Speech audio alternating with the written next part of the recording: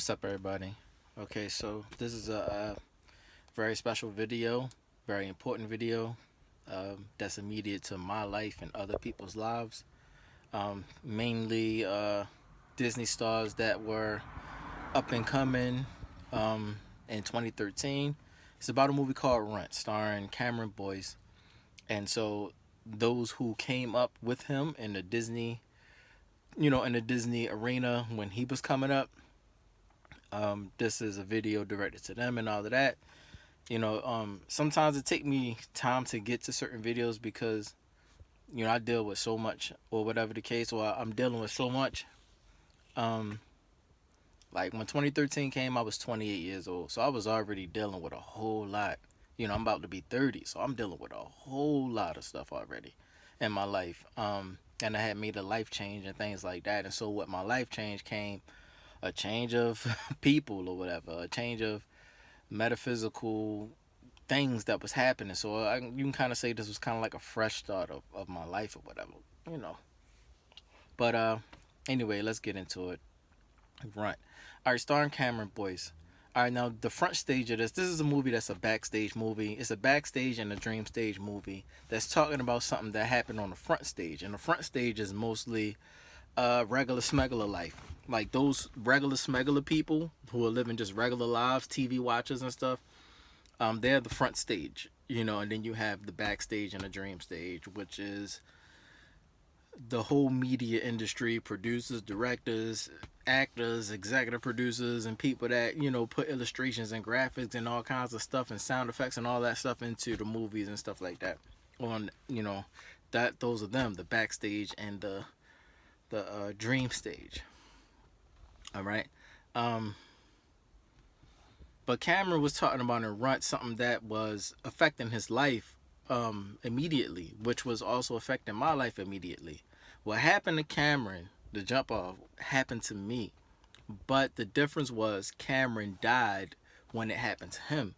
It wasn't time for it to happen to him yet, but it happened to me because it was time for me because I was already of age. I was 28, and being in Disney World in that dream stage, in the metaphysical, there's a warfare going on. A lot of people don't know. A lot of people do know. I got shot by Optimus Prime and I survived. I wasn't supposed to live because I woke up with a heart attack, holding my chest, really couldn't breathe and none of that. My heart was being crushed, and it was a very, very strong pain, that I haven't felt before ever. My heart was being crushed and it was sharp pains, and I just knew I was going to die. I couldn't breathe or none of that.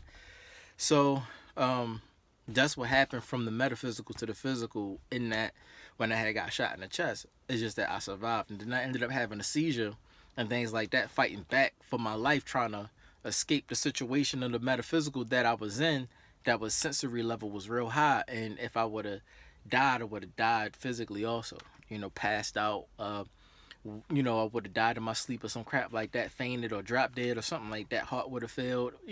Some physical logic explanation would have been the case of why I died while awake, or why, while being healthy or whatever. I was real skinny, muscular still, had a six-pack and all that stuff still, whatever. I still was young, in my body, in my face or whatever, was younger at 28. 36 now is a little more of a change now. I got a puggy stomach. I said it's not. Well, I heard that it was called puggy, not pudgy. So I got a puggy stomach, or whatever the case. So I changed over time, and the effects of all of this stuff happening caused my life to go in a certain way. All right, and the reason why I'm talking about small little stuff like that is for details for you to know about the movie. All right, so Cameron is, starting off. He's telling a story about me, as well as telling a story about him, where we first had start talking or whatever, and it was just a genuine hey, I've been watching Jesse, I see Sky's like running around and all of this stuff, and going crazy or whatever, some stuff that don't look like it's in the script and stuff like that. She just going off or whatever, like all over the place, like she running the show or whatever. Like, what's going on with her? Like, she's acting more outrageous than everybody in the show. And I know that, she's not just some snot-nosed little kid running around acting, and whatever the case. Something's going on, And so I just, I was like, just wanted to talk to Sky, whatever the case or whatever. And I think at first I went in and said, "Hi, how you doing, Sky?" Bop, bop, bop. And then like, "This isn't Sky." It was like somebody else typed and said, "This isn't Sky." I'm like, "Who's this?" And I think I got a message from Cameron's page. I forgot exactly how it happened. It was 2011 or 2012, one of those. And it was one of those. No, 2012, 2013. It was one of those. Man, it was so long ago, but 2012, 2013, Facebook, whatever. I was talking to him and he just came and intervened and was like, bop, bop, bop. And he was trying to protect Sky and stuff like that. Like, no, this ain't Sky, blah, blah, blah, what you want, da, da, da. Just want to know how she doing, da, da, da, da, how the show going, da, da, da. And he's like, no, everything's fine, and this and that, this Cameron, this not her, da, da, da, da. He wasn't being too disrespectful, but he was like seeing how I was Cameron, and he was just kind of like being blunt, and that was like the beginning, I guess, of a connection, because he saw that somebody cared. And so from that point on, my Facebook page was like Gibson. So I didn't know that was a special thing or whatever the case, because I didn't see Disney's Ant Farm yet. And I didn't know what they was going through. Like I said, I was already going through my stuff. I just jumped in like Double Dutch, and they already in a Double Dutch, and I just snap walking down the street like Double Dutch. When they come back out with this, jumped in a Double Dutch, and I got in some mess. Is what it was. And so when I had came in, they already was looking for somebody named Gibson to help them and all this and all that. But I just thought that it was just a Disney show. I didn't understand. I'm thinking like they got parents. Their parents know what's going on. They got brothers and sisters and aunts and uncles. And I'm not going too deep into like looking at it like any kind of way like I got something to do with it. It just was, Sky was like, it just set me off. Like I had to say something. Like, nah, where's a father? Where's a mother? I was thinking like it just triggered me to say something about Sky or whatever. And then that's when they came out with the Bellboy episode talking about the Bellboy, and she had a crush on the Bellboy or whatever the case. And then China came up with the My Crush song, My Crush, My Crush. I guess they heard about me, found out about me, and then I was on my journey to become a rabbi, and I was teaching holy things, biblical things, and I always had a pious character. People knew me in my city, so it was easy to find out about me, like it still is in my city, Baltimore. It's very easy to find out about me. If you go up to Baltimore City Community College, there's a lot of people that still work there that know everything about me for real, because when I was working there, they was working there. It might be some new people, whatever the case. So if you want to know anything about me during that time, you would want to go up to Baltimore City Community College, where I was doing computer information tech services, and I was working in a computer lab or whatever the case. And a lot of students knew me, a lot of professors and this and that, financial aid office, everybody, the president of the school, that was a lady with a high top face, she knew me. Everybody knew who I was, so it's not a thing. All right, so moving on. So it goes on and on. Things happen, like I said, 2013, 14, 15, 16, 17 comes, 2017 comes, things getting real crazy. By 2015 and 16, Kylie Jenner ends up coming into the play. Like everybody around the millennial age start coming into play with me or whatever the case. And things was happening in the metaphysical that's hard to explain or whatever. And so me still living a regular life, I wasn't really into the dream stuff too much. It was just like, it was personal to me. I'm just gonna go through this dream and wake up, I gotta go to work tomorrow. Like I always was having stuff like that, but I wasn't really seeing people in real physical life that I saw in my dreams and stuff like that. Like, what the world? I seen you in real life or whatever.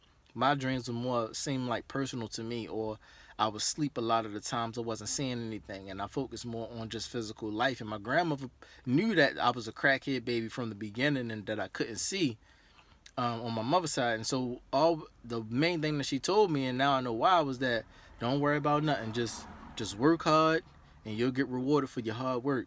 And that's all I stuck with, was just work hard and you get rewarded for your work. I wasn't raised, you got to play and all of this stuff. It was hot wired in me to just work hard or whatever the case.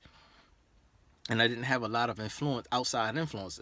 My influence was immediately my family. So everything they said, I believe, was like gold. I was not letting it go. It was life and death. So my grandmother did that, knowing that I was a crackhead baby, meaning I I have a cracked head in the spiritual world or whatever. And I have a cracked head, so I can't function in the spiritual world fully like everybody else can. Like everybody be seeing all the time. Can't always, they be complaining about I can't sleep or I haven't slept for a long time. They always seeing stuff, but everybody act the same. So I'm thinking that the way I am is the way everybody else is. Like a blind man is in the world or whatever the case, experience everything about the world, but he never see it. You know what I'm saying? You can tell him, oh, this is a red apple.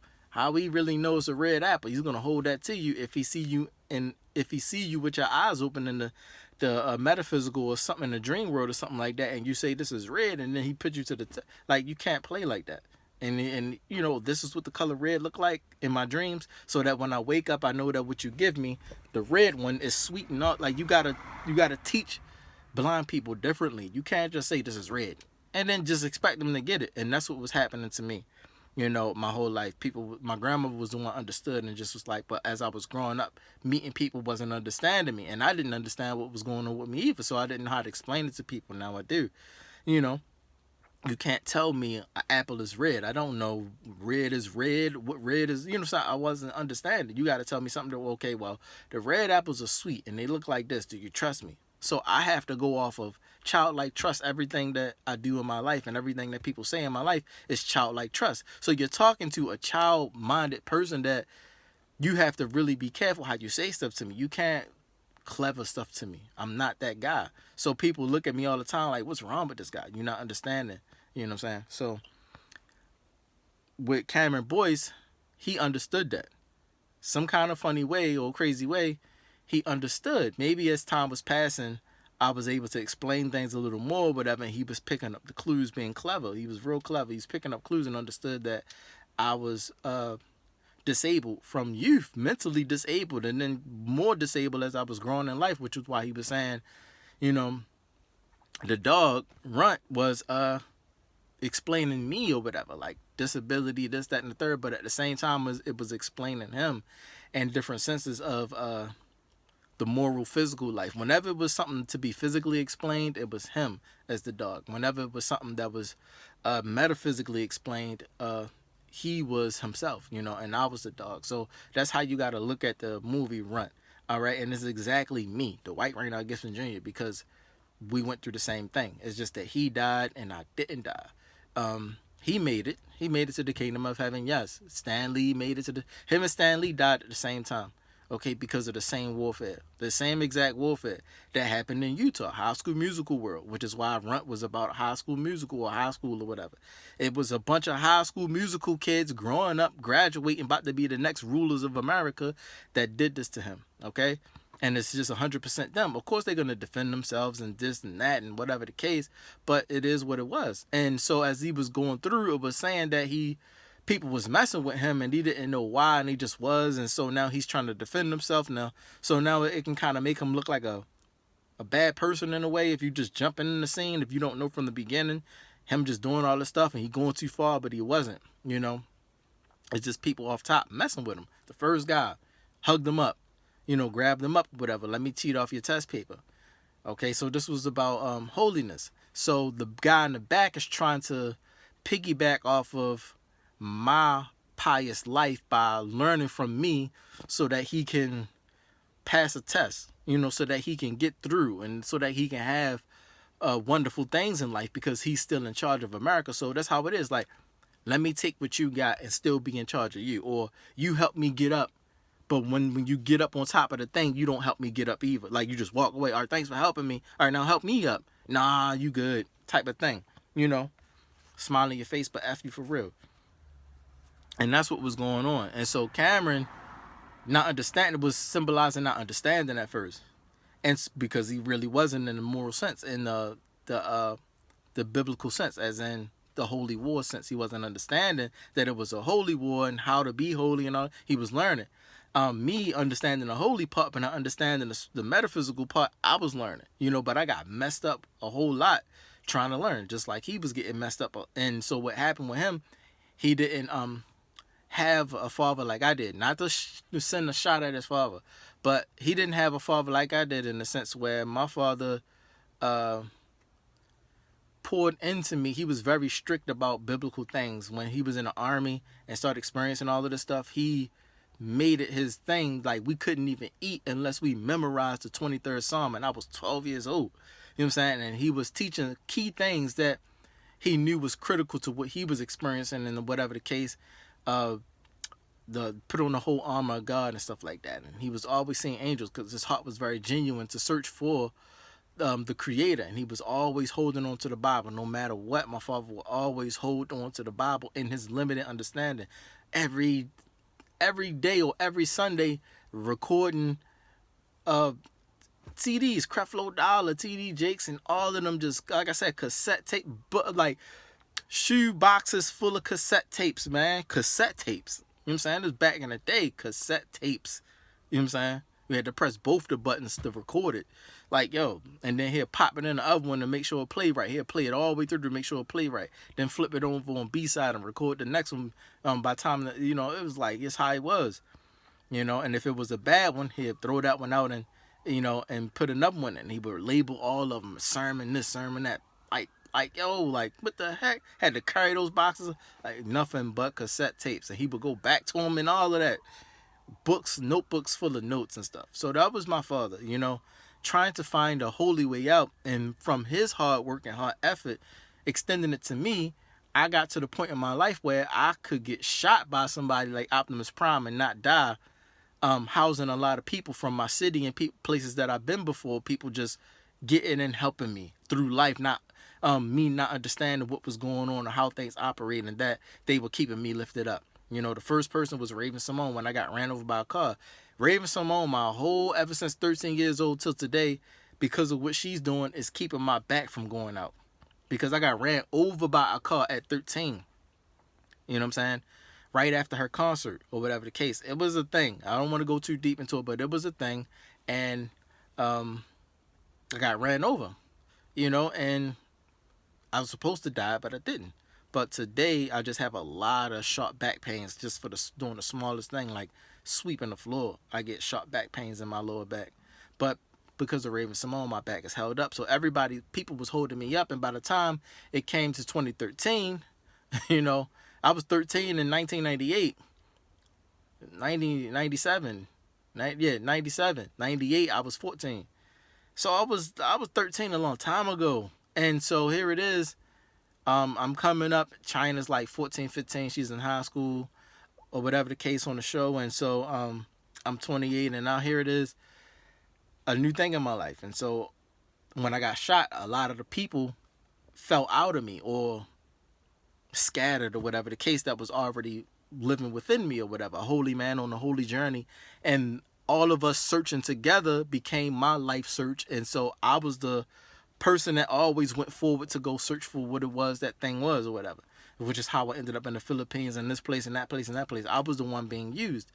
And so now becoming a rabbi, people had a safe place to stay and live, and people from all over the world live inside of me. And it was my job, once I start understanding and got to a high enough plane to where I can see. I can't see on the lower planes like y'all can. I can only see in the higher planes that's higher up, that's way past human logic. It's not in the human realm. It's in way higher ethers and stuff where the archangels and stuff is at. You saying a very high plane is the only place I can see at. Now, if you're not with me, I'm not going to be able to see you or connect with you. But on the low stuff and all the demons stuff, I don't understand that stuff because in that world, I'm crackhead. I'm blind. I can't see. So please understand. That's always been my whole life, ever since I was a baby, all the way up to now, physically. And so Cameron's explaining this thing and trying to tell you, oh, he ran into an oil field and he did this and his dog did that, so he have trouble pooping right and this right. And all of this stuff was wrong with the dog, but, you know, that's his dog. He took care of the dog, found him, took care of the dog. That was me. But at the same time, it was me who ended up finding him by trying to talk to Scott, ended up finding him. And so I became his caretaker, you know, and it's been getting him by. But the thing that he needed, that he didn't understand, that a lot of people don't understand today, is that physical interaction with a holy person. It's one thing to be online and social media and seeing my face talking, but that interaction of literal teaching, like you're in school and the professor's talking directly to you, or like a one-on-one tutor session about some subject or whatever the case. It's one-on-one. It's personal. Everything that you have need of when it comes to questions can be answered personally instead of a class setting or something like that, or it's not being personal. You don't know too much about the person. You don't even really know the student like that because they're quiet. They learn in silence type of stuff. So that things that they fail on a test or having problems with on a test, they wasn't able to come to you about because you was a busy person or whatever the case, hard to get to or something like that. When it comes to the state of your life, your soul, your life and death, you going to hell or not, you can't be playing. You gotta draw lines, yo. And you gotta remove fear at some point to be like, I gotta meet this person physically. I gotta talk to them. I gotta be with them. And so when it comes to a holy man, they supposed to stay in your life. And it just is a whole bunch, yo. It's a whole bunch to it that I don't want to go off, but let's stick to it. So here it is. Cameron is just going through it, yo, and he's starting to retaliate back the more he's learning on what's going on or whatever the case. So many symbolizations when it comes to Cicely and Gabby, but one that I'll point out is Gabby and Cicely are one and the same person. In this sense, Gabby is the metaphysical Cicely, and Cicely is the physical Gabby. So in the physical world, you see this modest, dressed-looking person. You know what I'm saying? That's, Cicely. But on the side, Cicely shows her legs from time to time. And Cameron's kind of laughing at that. That's something that's funny, meaning it's not funny at all. Like she's really a hoe for real, pretending to be something holy or whatever the case. And the way she does it is triggering, meaning she's evil with it, seeming like she's trapped, but she's evil with it. She find people that seem good and trigger them or try them or whatever the case, not believing instead of leave people alone. So she's showing her legs, meaning she's showing her butt and her vagina and underwear and stuff like that, triggering people to try to see if she can pull one or catfish something. And so Cam laughs at the part where she falls and her leg shows, and he's riding the bike and get her to her house, and like whatever the case, they start laughing or whatever, which is something that was not really funny. It was very irritating trying to get this girl to her house. She's on the front of the bars instead of just be on the back or whatever the case. Like, yo, it was irritating, but they made it look like it was funny, but it just was funny how that was like that. And at the end we find out that not the end, but at that point, we found out that you was a hoe for real, and you should have just been up front. Things would have went more smooth and whatever the case if you was up front with it. But at the end, when she gets to her house, she's trying to basically offer him something. By the time, whatever the case, lying and pretending. So with that saying, that is what Cicely is. Cicely is the one that complies to what Gabby says, and complying to what Gabby says, being in charge, is the popular table girl. Cicely having all kinds of feelings and emotions, want revenge at the same time, want more power than what Gabby got, the popular table girl. How can I obtain it? I can obtain it by doing this and this and that and third. And Cicely is a symbolization of an Oreo girl, that cleaves to her roots, named TJ.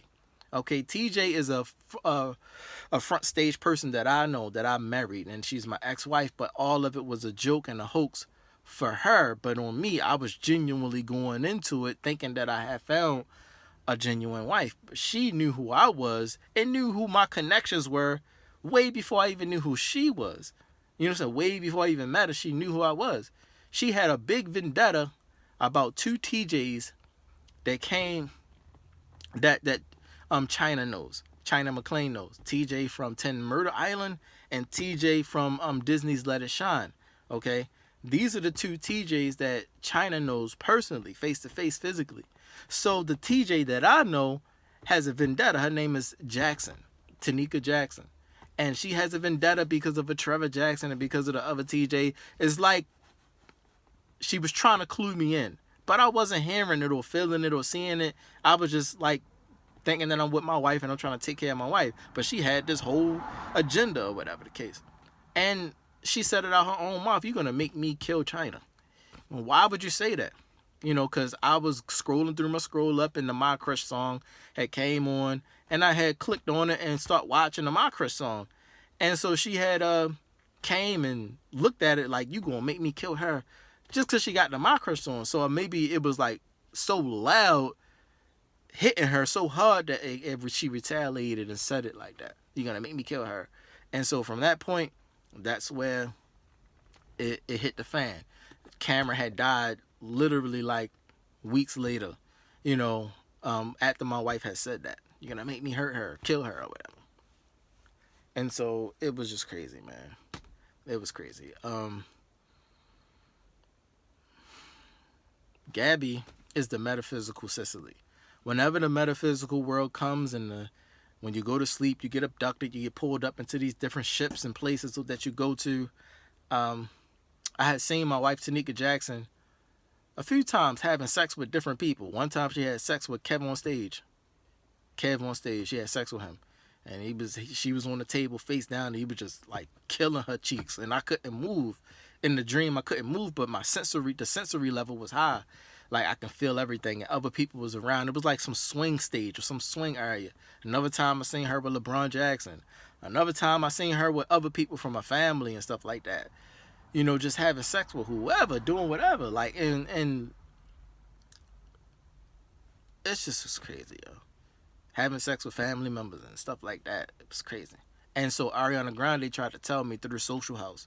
She was trying to tell me, but nobody knowing, trying to clue me in the best way they could. Some people, I guess, understood, but still. Cam is just trying to explain all this stuff, and he giggle and laugh at these certain points that was extremely, like, red flag, like blood red flag,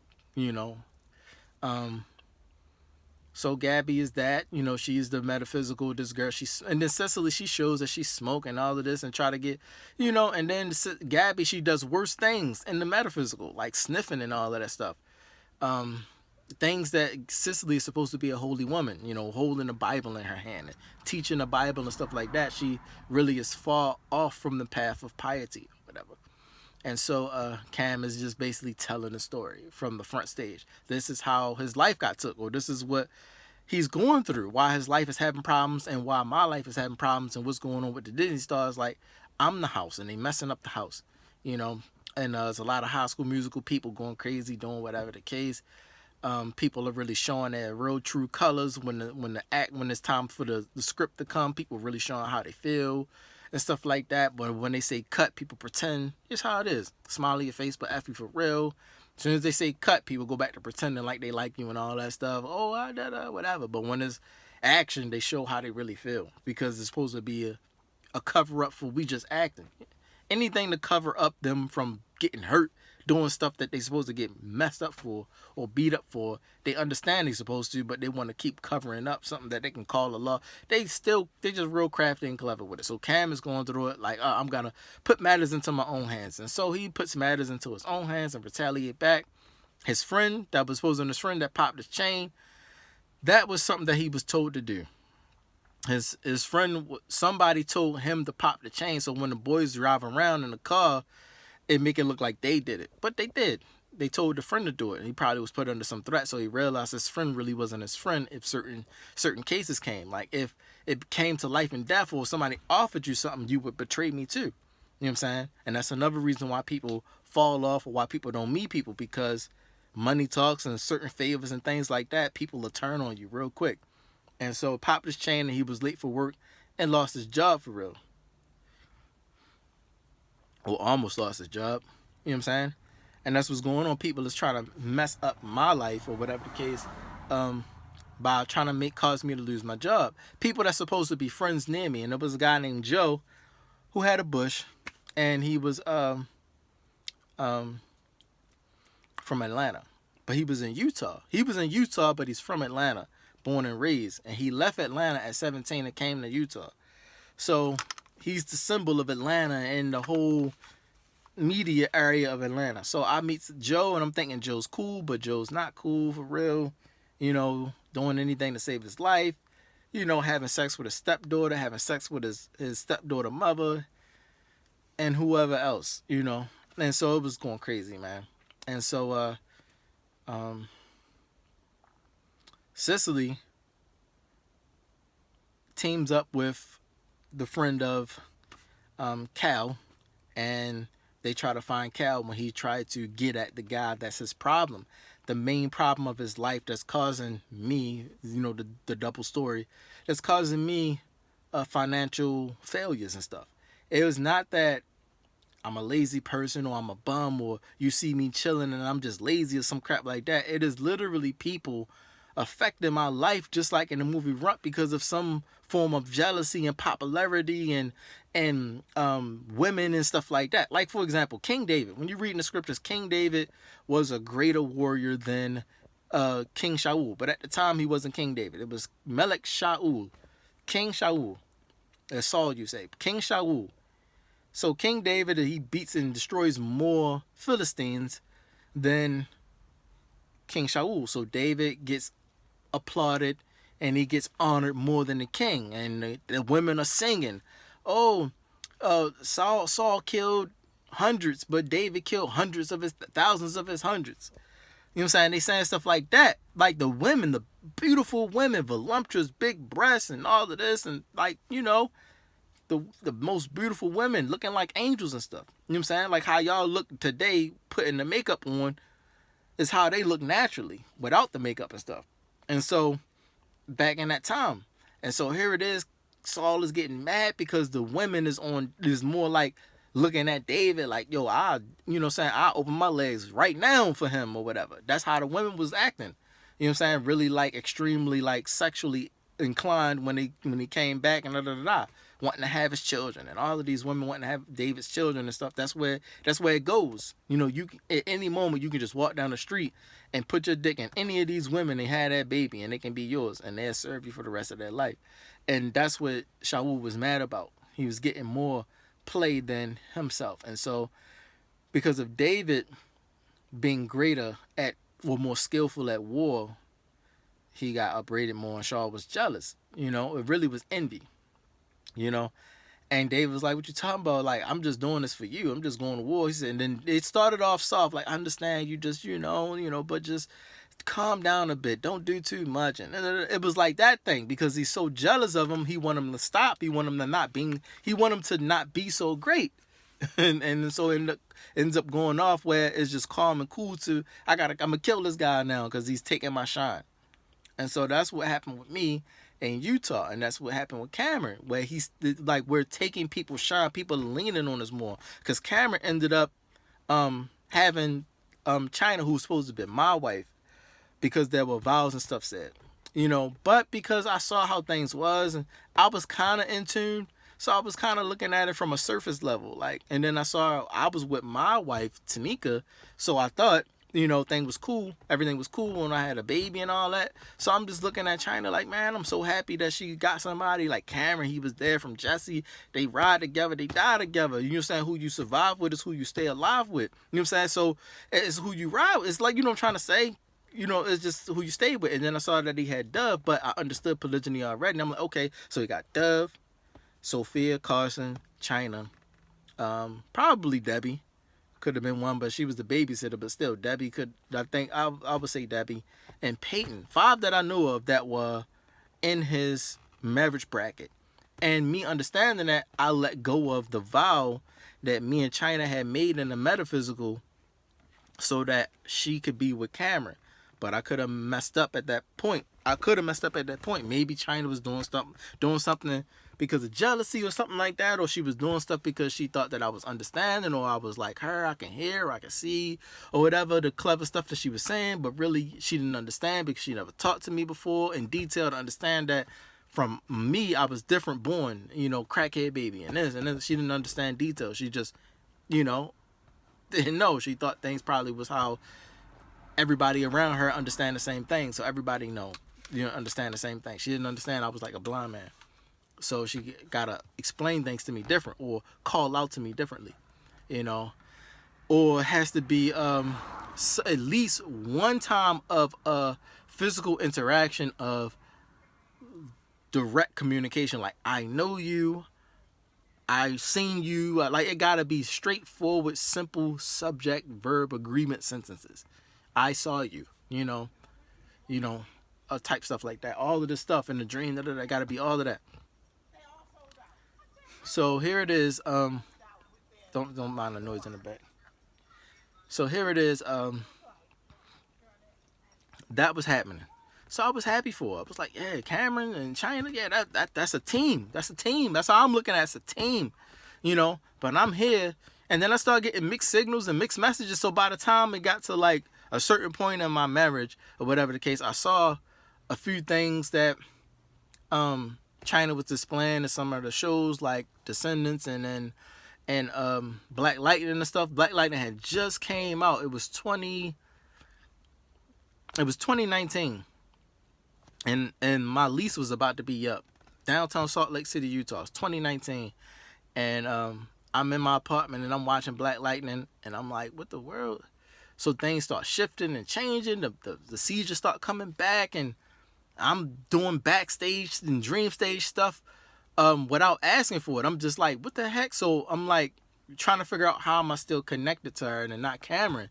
And so I'm being dragged into the Black Lightning stuff and this and that and all of that stuff. And without me knowing for real, it just started happening in the middle of me just taking care of my family. And so it pulled me back in to try to see what she was doing and what she was planning and what was, what she was up to. And so I realized that the vow wasn't over. So I'm like, So I'm trying to figure out how to, because even though I'm polygynous, at that time I wasn't thinking about being polygynous. I was just like content with just being with the wife I was with, and I was happy, like cutting everybody off, just letting everything go and stuff like that, and just be in a simple, basic family. Like, this is what I need, something physical. I can't do the dream stuff like y'all do. So this is good for me. This keeps me going to get to work the next day. And then after the work, I can get a back massage. Like, that's not going to work in my dreams and stuff. So it was just, that's how I'm just cut different. So it was like, I cut everything off and it wasn't working. So the Most High was like, no, the vow still is in effect, or else everybody's, I'm not, everybody's going to start dying and crap. It was just a mess. And so Cameron's just telling a story, yo. That's pretty much, you just needed to know about me and the front stage, what was going on, so that you can connect it to Runt. So you gotta hear me talk about me. And me just teaching all the time, teaching Hebrew, teaching a lot of different things in the scriptures that people wasn't understanding. I was deciphering the New Testament at certain times, like translating properly from the Hebrew what it was the New Testament was saying in English, which was the main thing that sparked them to want to kill me. That was like the gun pull, like that I can translate the the Repair Covenant, the Brit Hadashah, from Hebrew to English, or Aramaic Hebrew to English. I can translate it to tell you what it's really saying, what the Savior was really saying. You know what I'm saying? I could tell you. And I gave examples and clues and stuff like that. And so that was the gun that could have been pulled. And so Tanika stopped me. And when it became that she did not want to go all in for the Most High, she basically turned her back on the Most High and me by stopping me from praying. Like, when I would pray to the Most High, she would try to stop me from praying. She would argue in the middle of me praying, like, oh, the baby heavy, can you da-da-da, or can you stop praying? You pray too long, and da-da-da-da. When naturally I would say, I pray long. So, I pray like about 30, 35 minutes. So you can pray with me, or, you can pray by yourself, or whatever the case, or whatever. So I warned her, but came to be, she started arguing anyway. It became times where I had to sneak and pray.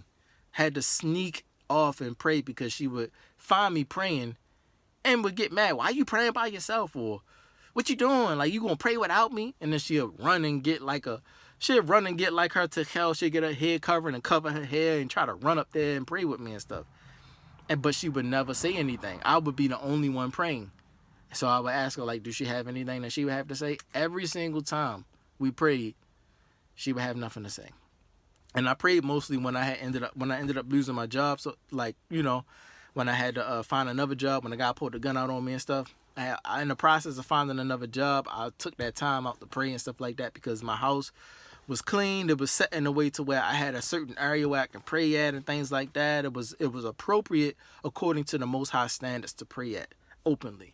Or else I would not have prayed openly. But then I stopped praying openly because of the neighbors and my wife cutting me off and intervening and, like, breaking me down. Like, it was all of that. So all of this stuff of me doing biblical stuff, as well as just being knowledgeable of knowing how to do certain kinds of trades. That's what most men consider being a man.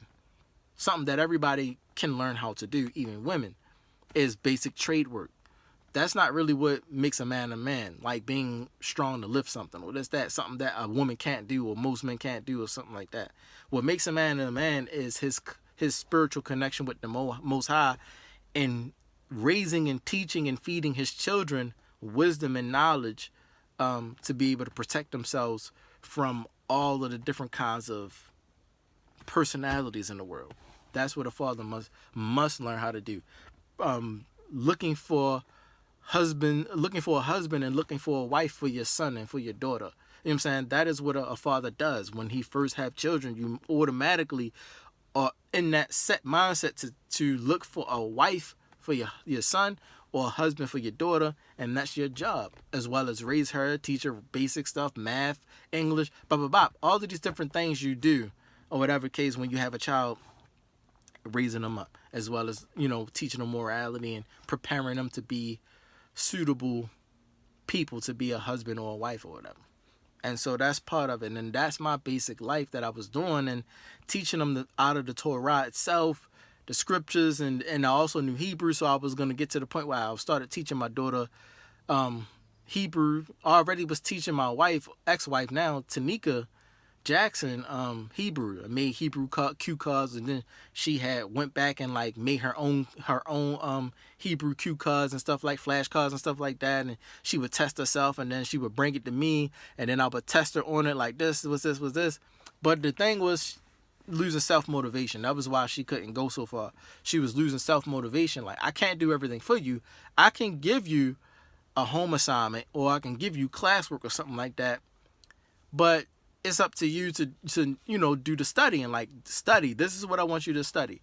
She's expecting me to not know like she know, because I look like an average NIGG. So she was part way thinking that I knew, and then part way just like, you just can't know, because probably her experiences with previous black people. So I'll be like, read this, and then I'll test you on it. Okay, and then I will create a test or whatever. It was okay at first, but then she lost drive.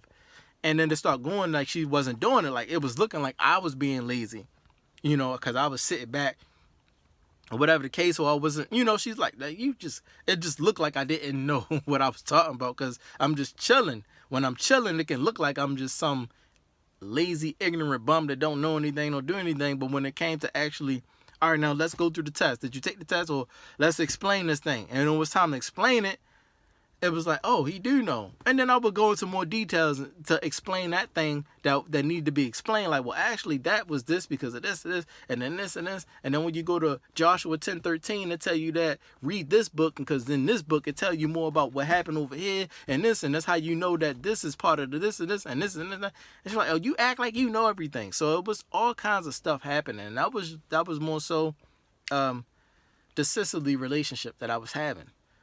But in the metaphysical, in her private life, in her dream stage world, she was like Gabby, doing all kinds of stuff, getting smashed out by all kinds of people, or whatever the case, people touching all up on her, this, that, and the third, or whatever. And her not saying anything. The reason why I was having like that, because she did not make her marriage vows.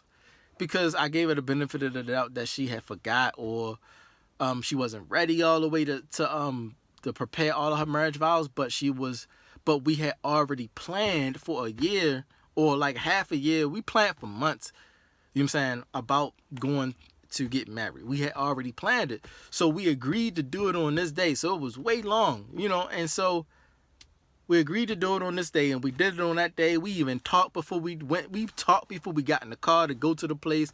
Her mother came, her grandmother came, her brother, her two brothers came, her stepfather, and her mother's ex-husband came, to the courthouse, so we can do that. And then we already planned it. Later, we was going to do the wedding. I had made up a ketubah marriage and made it personal, and did this and did that, and put the vows on there. I put the marriage vows that we both agreed to. We made marriage vows and typed it on the paper and said, all right, this is going to be what we both want to say to the Most High, what we vow to each other. And she was like, yeah, I agree with that. We had made all kinds of stuff. And then we had sent it to Aksamak Tazawa, who's named Shaweli Thomas. He's a Moray. That was the brother that I trusted when I sent them the email, so that he can sign his signature as approving that we are together, whatever the case. But he never sent it back. So I'm like, all right, well, I don't have time to be waiting on him because he's busy. I'm gonna go forward and we're gonna do the courthouse marriage first because we got Social Security cards. We stuck in America, so let's just do it. You know what I'm saying? We get the benefits. But what we're gonna do is not say Jesus Christ. We're gonna say the Most High Creator's name. We're gonna say Yah as seen in Psalm 68:4. And so doing that, when we went into the courthouse, we was already smiling, all of that stuff. No signs of doubt, no signs of wanting to go back. The baby was already born. The being that she was already born. She was already like some months, like maybe 2 or 3 months. She was just born, 2018, just born. And so we brought her into the courthouse. She was behind Tanika and so we go in, and then the judge is like, bop, bop, bop, bop, bop. She gave the spill, and she was like, you got your marriage vows you want to say? I said, yes, ma'am. And I say my marriage vows. And I came out of myself so hard with the marriage vows that when I finished saying it, the judge is looking at me like, she was like, that's the purest, holiest marriage vow I ever heard. And I've been doing this a long time. She had on an all-black judge coat robe or whatever the case, like a judge or something like that. And so, in a court or whatever. And so she was like, I never heard marriage vows so pure and holy and clean before. Like, you knew that I loved her and there was going to be real true love just by how I was saying it. And there was no signs of a flaw or nothing. Like, you knew I loved her. And so she was just looking like the judge was so mesmerized and was like, she was stuck for a second. Then she looked at Tanika, was like, and then looked back at me. She saw what it was, but she didn't know if she should say something or not. So she was trying to figure out how to play this thing. So she was like, all right, so she asked Tanika, she said, okay, so do you want to say your vows?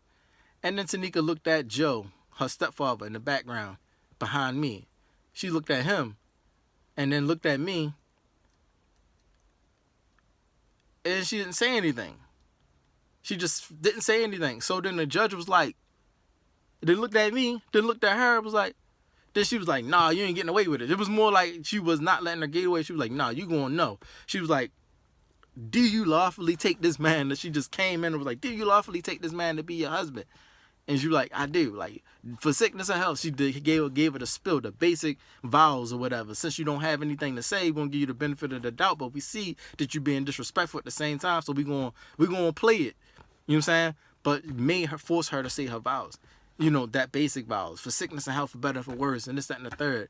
Till death do you part. But it wasn't till death do you part because she just said that because that was her line. But when I said, till death do we part into everlasting life together, and then that was the end of my vow. And then the judge was like, I never heard it that way before. She was looking at me like, till death do we part into everlasting life together. And then she realized, right, marriage goes beyond the grave. You still together in the kingdom of heaven. Like, she started realizing that. And people get divorces all day long, Like, you won't go to heaven and then see each other and be like, hey, how you doing? No, you're not going to heaven, yo. You're not taking, it's like people not understanding. So then she looked at Tanika and made her say it. And so she just said it, like, till death do you part or whatever the case. And then I added, I said, into everlasting life, and she was like, yeah, that, yeah. She was like, then Tanika said, I do. And so by that, and then you may kiss the bride, and we kissed, a small little peck on the lips and stuff like that. We didn't want to be too displayed, whatever. Plus the energy, the vibe was all off because of what she had just did. So I'm thinking like maybe she forgot or this or that. So I'm like, when later I was like, why you ain't say your marriage vows?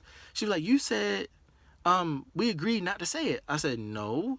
How you want to switch me up like that? I said, no matter what, just say your marriage vows anyway. And she was like, okay. And then we went into the room and did it. That's why I said my marriage vows. Why would I say mine if I agreed to say, let's not say our marriage vows, but then I say mine anyway? So it was one side, and then she had ended up lying about it. Not that she didn't say she forgot or she didn't have anything to say or that I don't love you for real, so I don't really have nothing to come out myself.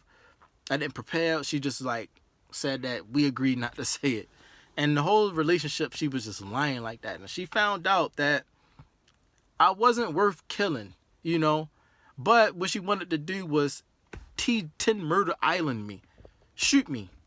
to where I'm wounded to the point of death, but I don't die. Why? Because when things start going downhill, one day I'm like, what's going on? What's going on? I'm married. She acting funny, this, that, and the third. We never had anything to argue about. Nothing. It was like, what'd you argue about? Nothing. I'm always at work. Whenever we home, I got the baby, or I'm asleep, or, we cooking, or we out, or something. We never arguing, So whenever she would argue, you can tell that she was looking for something to argue about, like looking left and right, like throw the cup on the ground and spill some water, like, why do I have water on the floor? Like, you just want to argue about something because you want to. It was like that. Like, I just want to argue for some reason, because there's no reason to argue. Anyway, her heart started changing or whatever the case, and so by the end, she had showed me the movie 10 Murder Island. I had already planned to watch it, but I had forgot because I'm taking care of my family, this and the third, and then Tanika had came out and was like, cut on something, and then I'm like, oh snap, that's 10 Murder Island with China and McClane in it, and then I didn't really like say it, but I showed my expressions. I lit up or whatever, and she saw my expressions, so she kind of like didn't like the way I lit up at looking at China on the TV, like, what's this about, because she didn't know. If she would have asked me, she would have got more details, like why I lit up like that, but it was multiple reasons, like, do I got to pay for this? Do I got to go through something for this? Like, because everything that China plays on, everything China do in the acting scene, I'm part of it. Like, I got to do the backstage or the dream stage, or I'm getting shot at or something. So I wanted to make sure I was prepared for it. Not that I wasn't saying that, oh no, like, run. I was like, no, I just going to be prepared for what's about to happen. So 10 Murder Island. So I'm like, what the world? So she cut it on. And it was like at the end where, they was in a forest and she was sitting next to TJ and he was bleeding and he was like, and then she looked at the wound and she was like, and so I immediately equated that with the time I had got shot by Optimus Prime, all of this stuff. Anyway, but I equated that with when the time I got shot, and when I had saw that, I started realizing that she was realizing stuff, and she was putting in the movies trying to call out to me, but I didn't know she was trying to call out to me. I thought she was just telling a story. I was not really believing that, somebody of caliber that's a famous person would want a connection with me. I'm a regular smuggler, I ain't all that. I'm old, you know what I'm saying? I'm getting chubby. I'm equating everything. Yeah, I might be a holy man, but she a Christian, and I know how it is with the Christian faith because I was one once, and I know how hard it is to wrap your mind around something that's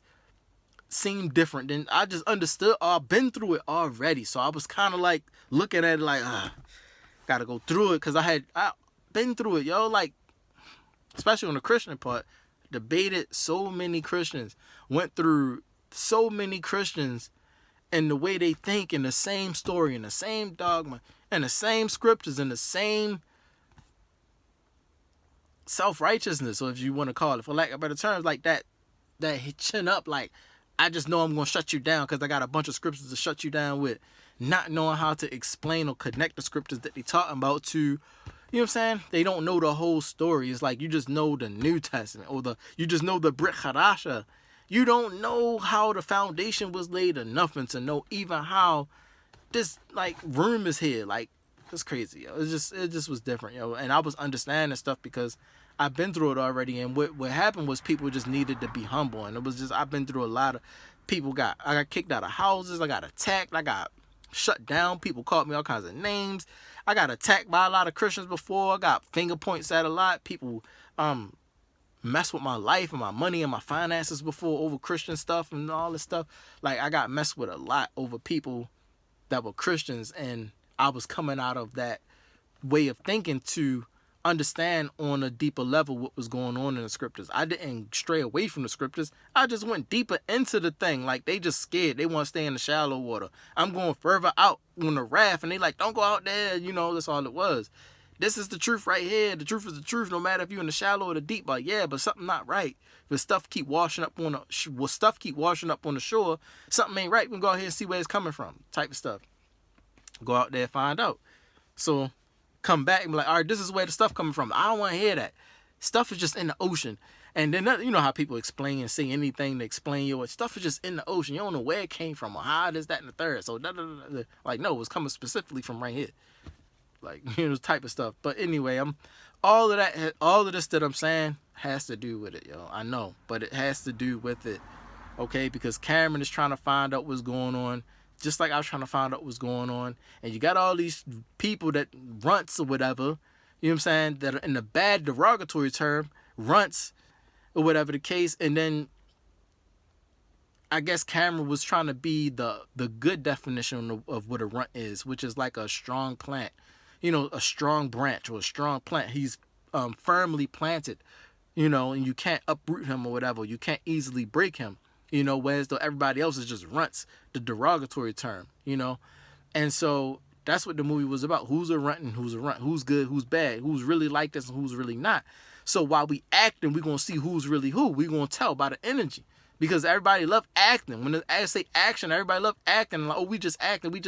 But no, is we really like this or you really not like this? You really trying to harm me or not? And so it turns out, you know, the end of the movie was exactly what I was up against. Mormons. Me versus every Mormon.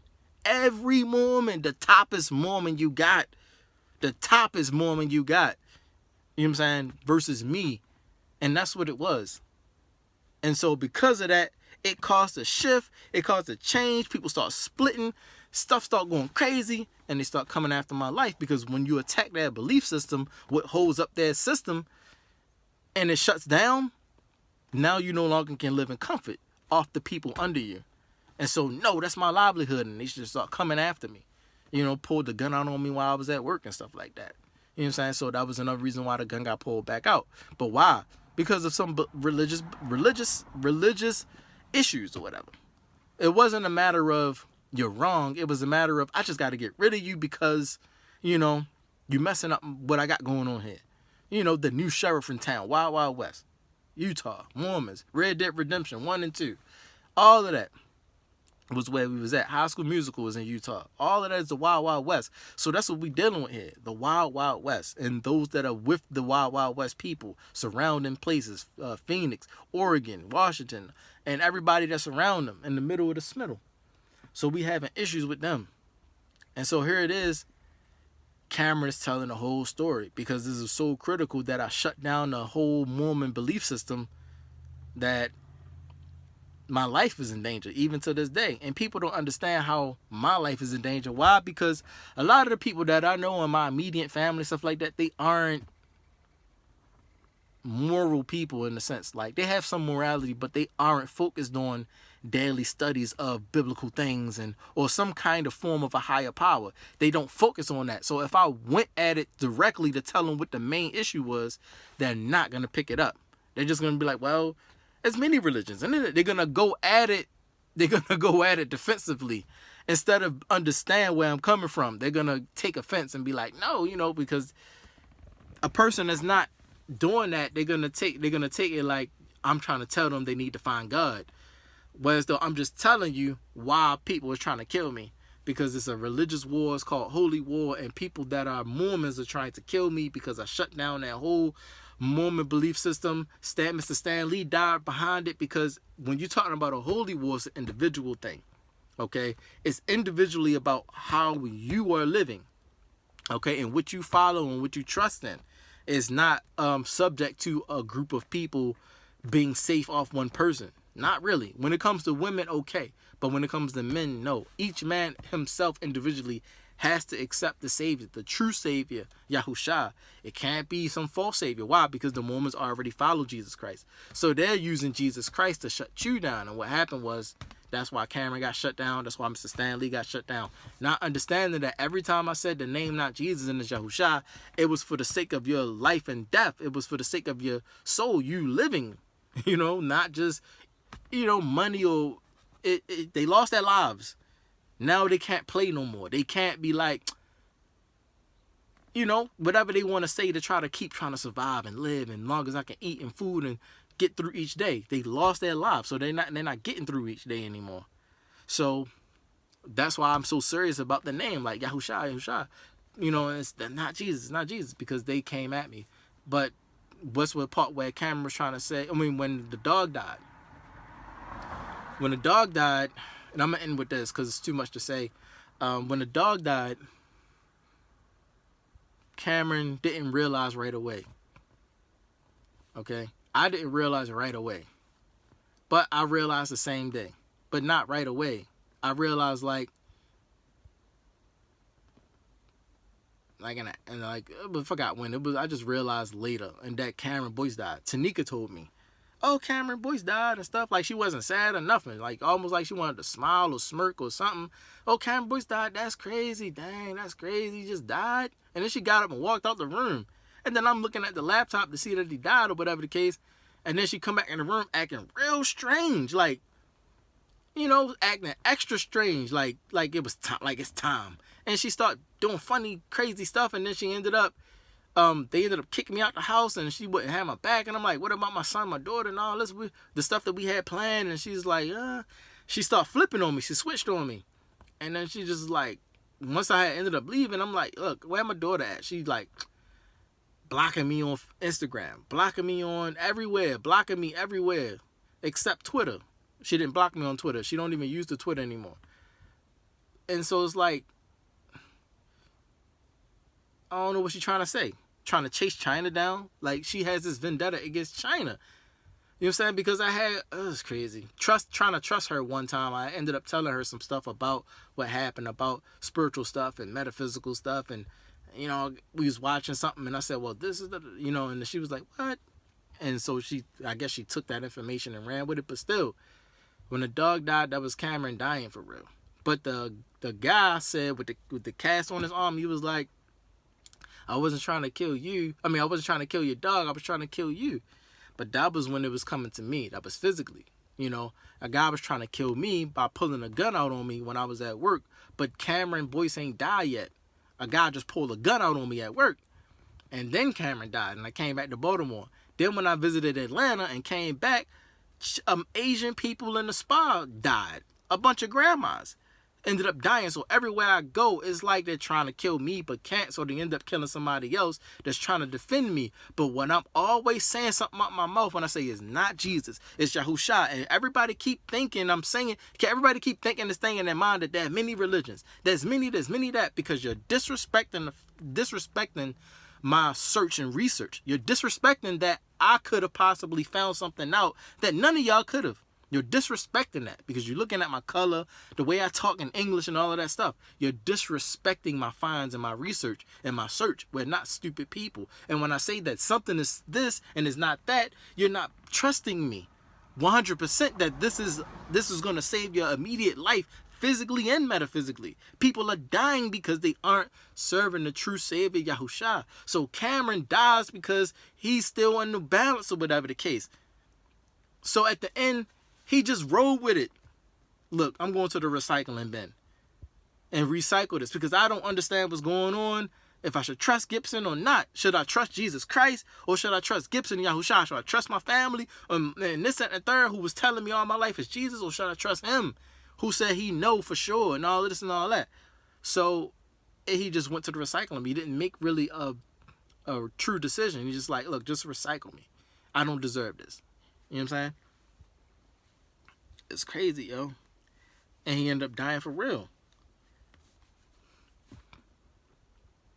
But that was me just basically, that was a sign of me when I had made my prayer to the Most High. I said, please don't, you know what I'm saying? Let him, because he don't know, he didn't understand.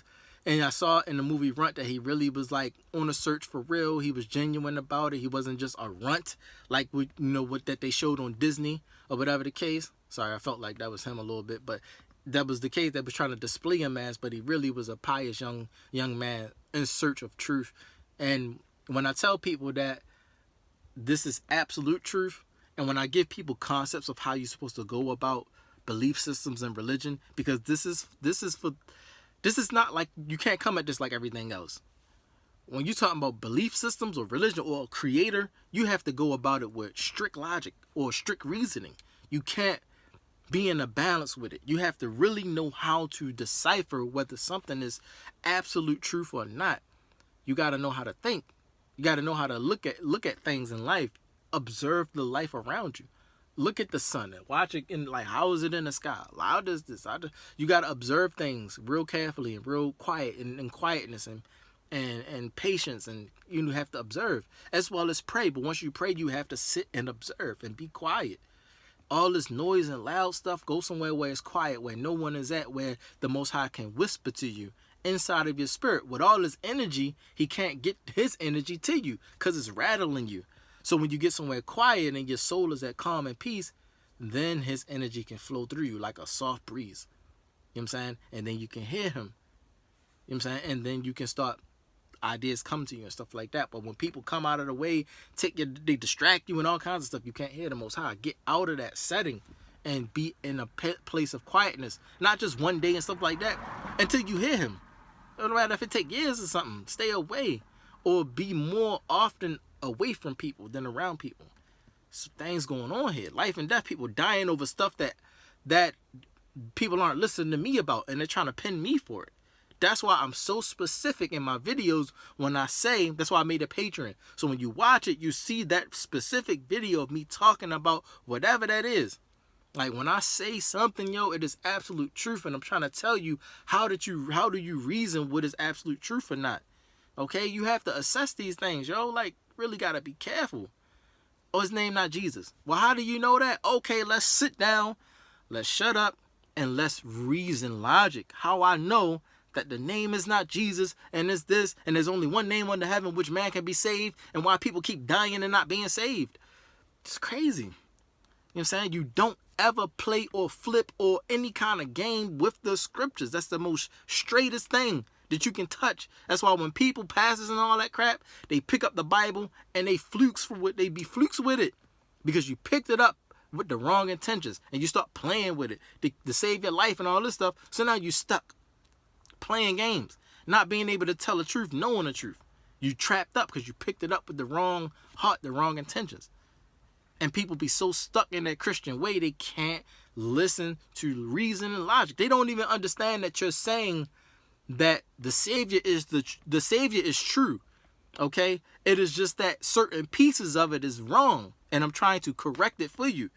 I'm not saying that there's a whole nother Savior. There's a whole nother deity and a whole nother God. We're coming out of the same book. I'm just went so deep with the thing that I'm here to tell you that this is the name that which man can be saved. They messed it up.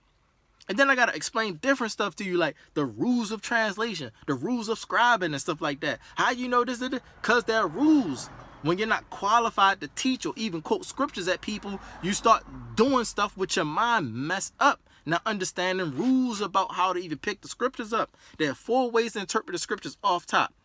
But after that, you got to translate it because you got to translate all 70 languages.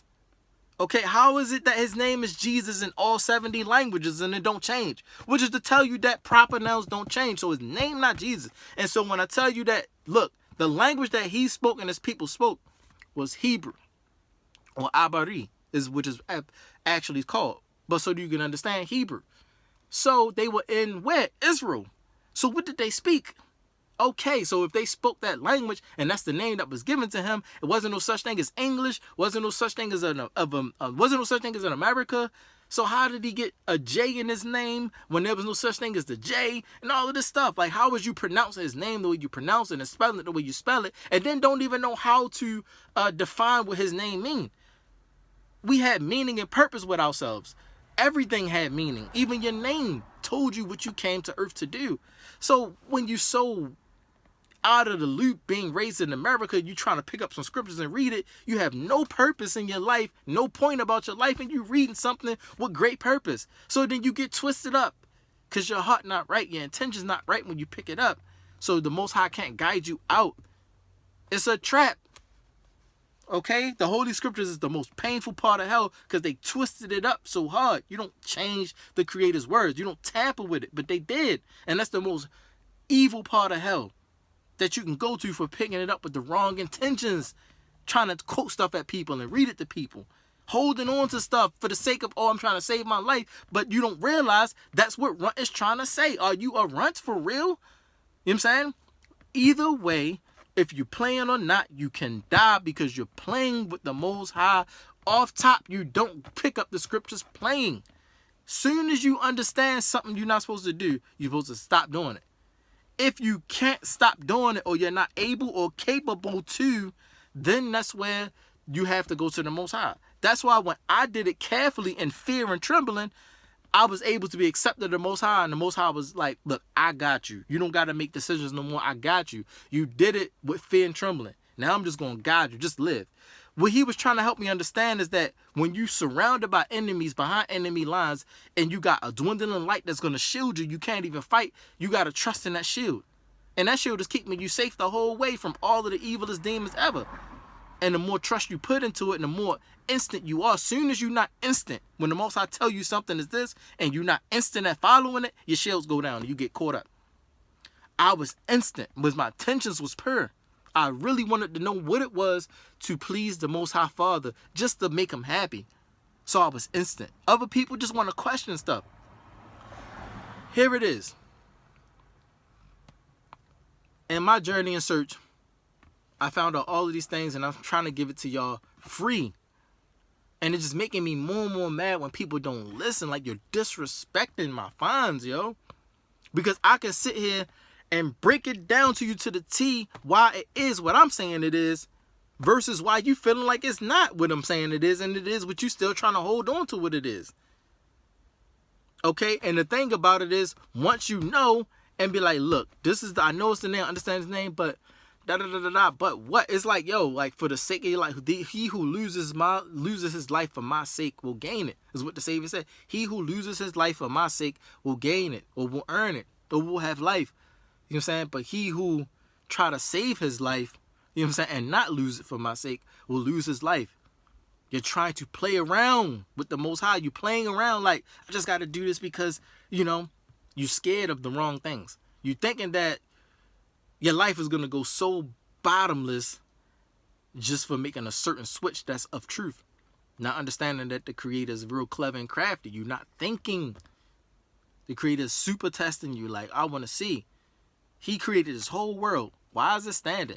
Satan didn't make the sun, and he don't revolve it. So you're in a testing ground just to see if you're going to hold to what it is that's a lie or what it is that is true through all of the opposition. No matter what you go through, he got you. Yeah, you might feel a little pain here and stuff, but he got you. And that's what he want to teach you. But because you don't want to go through your lesson so that you can come out on the better end, you get stuck. So it's just too much, yo. And that's going to be the first video I do once I get my board, if it ever come, my dry erase board. I'm going to teach again the name of the Savior. Just the name of the Savior. You know what I'm saying? And ain't nobody going to pop up. Ain't nobody going to ask no questions, because I'm going to shut that down by explaining it. Meaning not shut it down. I'm going to bring it to edification. That's a better word to say. I'm going to bring it to edification, and then it's going to shut you down in what you're trying to ask. You know what I'm saying? But that's what happened, yo. I ended up having the ability to shut down all of the oppression in America by just pulling that trigger. But Cicely, the Tanika Jackson, I'm supposed to be my wife, wasn't truly riding with me. She didn't say her marriage vows. She wasn't genuine. She had a different agenda other than pleasing the Most High. She didn't trust. She thought that there would be some backlash that she didn't want, when all she had to do was follow me, and everything would have been fine. She didn't want to live a life of running from like whatever she thinking. Now her life is worse off in a more satanic, hellbound metaphysical space by betraying the Most High. Your marriage vows is a vow with the Most High also. And Ecclesiastes 7 tell you that do not make a vow. Not 7. I think it's 7. No. 7 is he who... oppression surely makes a wise man mad. Ecclesiastes, I forget which one it was. But when you make I think it's 12. When you make a vow with the Most High, you must keep it, or he will make you pay for it. That's a paraphrase. If you don't keep your vow that you made with the Most High, all the stuff you're saying and all this stuff, oh, Most High, thank you for this, thank you for that. I vow this, I vow that, and I vow this, and I vow that. I vow that if you give me a husband, I serve you for the rest of my life, and to death do we part, all this extra stuff. And then extra stuff you saying, like, curse them that curse us, and thank you for my husband, and this and that, and he gave me everything, and all this and all that, all on Instagram, posting stuff. People liking it and stuff. My family even liking it. And you like, oh, curse those who curse us. Like, don't say stuff like that. And then turn around and try to get a divorce or break the marriage off of whatever you, like, something that is not, you so willy-nilly can curse somebody, but you can instantly willy-nilly, like you didn't say, like, yo, what the heck is going on? Like, words are just words. It don't mean nothing. It was just crazy, yo. It's crazy. It's crazy. And that's just the end, yo. The gun pull was that, but he didn't pull a gun. You know, he pretty much just beat him with the bat. And that's pretty much what I did. You know, that's what I'm doing still. You know, just shutting people down, but I haven't even got to the point to really, like, shoot no belief systems down yet. All I got to do is start going through the Hebrew. When I start going through the Hebrew, it's going to kill religion of all the religions that are Christian or whatever the case. It's going to kill that Jesus mess. All I got to do is explain that his name is not Jesus in detail. And it's going to kill. And then go through the rules of translation with you. How to translate things. And how to translate names and proper nouns. And different 70 languages. How that even goes with the phonetics and all that if you don't know. I'm assuming that you should know because you speak English. But people don't be knowing. You know what I'm saying? Like, you forget I be forgetting too. Parts of speech. I be forgetting some of them too. But still, so you need somebody to tell you. And I'm thinking, like, genuinely people just don't know. So I do it. But when it gets disrespectful where people see my stuff and people, you can't, yo. You cannot play or flip or hide or act or with the Most High. You can't. That's one thing you can't do. What you gonna do in the kingdom of heaven? Still try to flip and play and act where we see everything you doing, everything you thinking? So just tell it or just say it like how it is or how you feel. You can't hide not one thing in his presence or in his kingdom. Anybody can walk up to you and start talking to you. You want to start flipping and playing. Like, look, little girl, like, I'm Adam. Don't play with me. Don't flip with me. Like, just tell me what it is you feeling, what it is that's going on with you, and why why you even talking to me like that. Just say what's on your heart. And you, oh snap, Adam from Adam and Eve? Like, yes, Adam from Adam and Eve. And her name is not Eve. Her name is this, but da-da-da. Tell me how you feeling. You in the kingdom of heaven. How you doing? You know what I'm saying? Shaking your hand all up, giving you a hug and all that. But you want to be playing and flipping? Seeing Adam? Moses? Enoch? You know what I'm saying? All of these people. No, you see Noah. Noah, how was it with the ark and all that? What, you gonna start flipping and playing with you and not actually literally telling you the details? That's something that you want to know. But then people that you don't be wanting to know the details about be having information that you need to know. But something like that, you want to know about the Ark of the Covenant. So you got to go about wanting to know that. The same thing about everything. You can't play around. You can't take small things and be like, I'm going to put the puzzle pieces together. No, you need details on everything before you make decisions on people's lives and make decisions on whether somebody is this way or that way. You need details. You can't be spying everything out. You can't be like clever everything out. Like, he got to be hiding something type of mentality. You need to talk to people in detail. Everybody don't lie, yo. And even if that's the case, you tell when somebody lying when there ain't enough details and things ain't adding up. You got to be patient to hear people out too. You can't be cutting people off. You got to really care. The problem is people don't care. They just looking for something wrong with you. Because they hear something, this, that, the third. Somebody even could be genuinely caring about you. They run across somebody that don't genuinely care about you. And then that person come out of nowhere and start looking at you funny like, man, I heard this. But they won't even say that they heard that. They're going to come real sneaky and clever. Because people talk so sneaky and clever. And people don't have their own mind. You never judge somebody before you know for yourself out of their own mouth what they say. You know what I'm saying? Always hear what somebody got to say because people are very clever. Assume that everybody in this planet, every last person, homeless or not, are very wise and clever when they want to say something about somebody or whatever the case.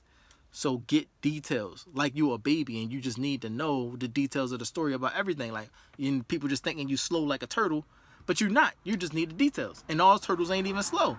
Some turtles are fast. Not just in the water. It's just crazy, yo. So you need to understand, yo. You need to understand. Cameron Boyce died because he didn't have enough information to follow.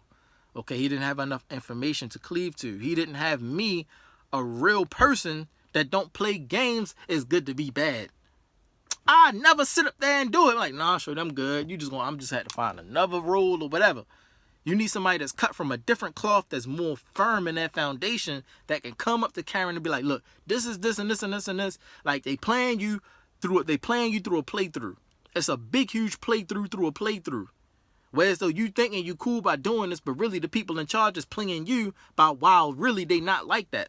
They just doing that around you to hold you down. But when in real life, around themselves, when you're not around, they're straightforward and they clean and they're soft spoken and clean spoken and clear spoken and this, that, and the third. They don't play with each other. They don't lie to each other. But they just lie to you. Thinking, and then it's just like he needed to understand that. Even if he did, he's trapped up in a situation because this is his life. And that was what he got to the point to realize when he looked at the recycling bin. Like, oh, I get it. I'm being played through a playthrough. You know what I'm saying? And I caught it. Everybody's playing. But at the same time, when you see them talk to each other, they don't play with each other.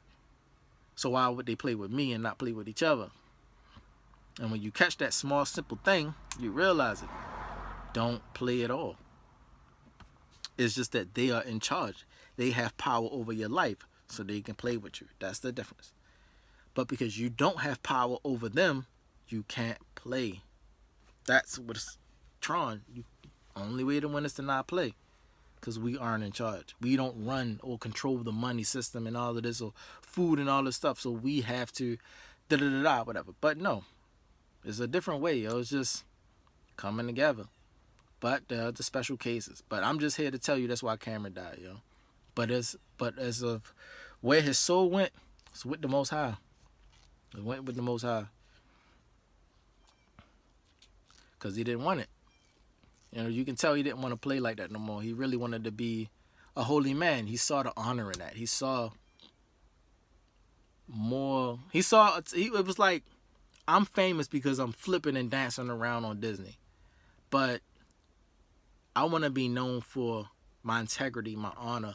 You know, not just my moral character, but my ability to make wise decisions in life and to come up with solutions and to bring about resolutions and not just a revolution, to bring up resolutions for the world and things like that. You know what I'm saying? That is what he saw at the end. That's what he wanted. You know, like he wanted to be known for being someone of honor. You know, not just someone that's got a lot of follows and likes and people know him and stuff. And every time he come outside, oh, Cameron. No, you don't want to be known for that. Like, because then you can't talk to these people that are considered fans. You can't talk to them. You can't speak to them in a moral way. You can't talk sense to them. Or it's like, oh, Cameron falling off and this and this and this. And he talking crazy. You know what I'm saying? It's the difference between being famous and being honorable. So that's what he wanted. And so we made the right decision.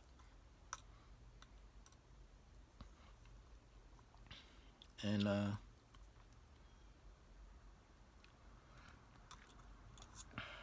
it's crazy.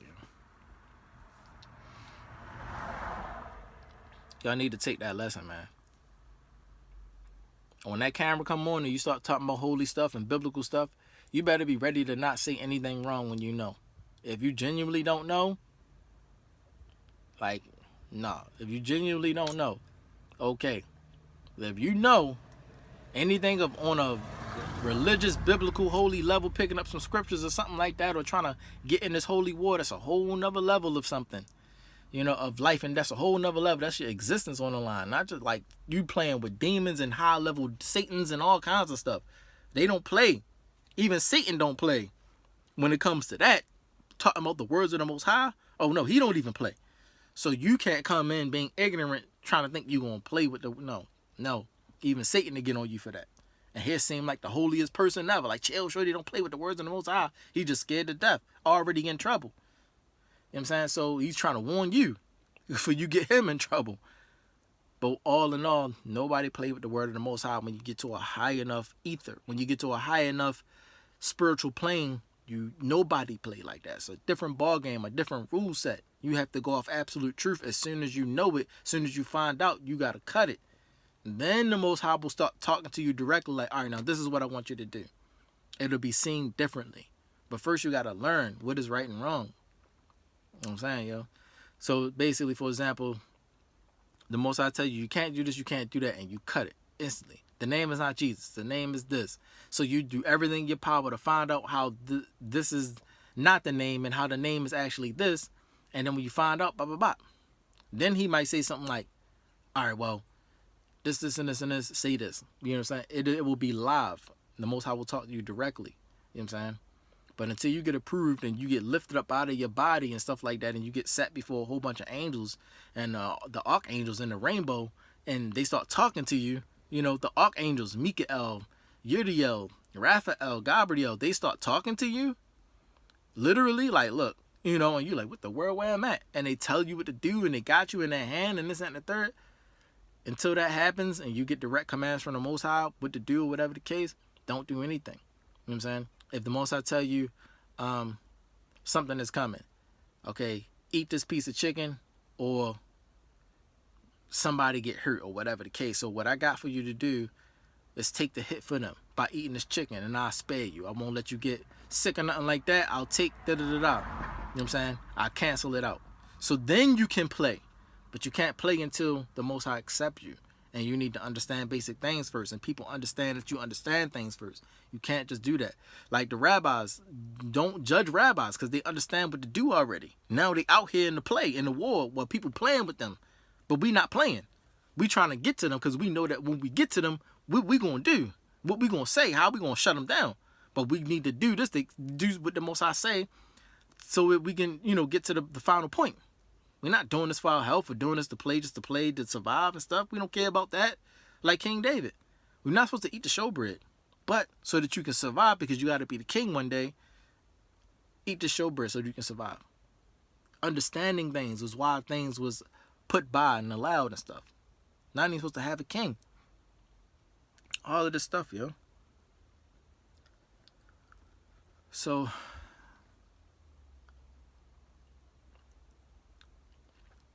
until the day that I get the respect that I'm supposed to have as a rabbi, and people understanding what a rabbi is and understanding that my words are of utmost importance, and I don't have to make hour-long videos explaining small stuff when I should just be flowing on regular stuff. Always having to explain something, and I go off track and stuff like that. I'm tired of that. I just want to flow on topic. So that's why I made a Patreon.